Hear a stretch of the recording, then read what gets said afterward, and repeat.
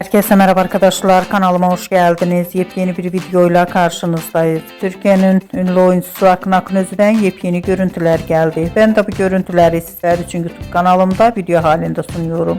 Umarım beğenirsiniz. Arkadaşlar, videomu beğendiyseniz kanalımı izlemeyi ve bildirim butonuna basmayı unutmayın. Şimdilik benden bu kadar olsun. Yeni videomuzda görüşmek üzere. Hoşça kalın.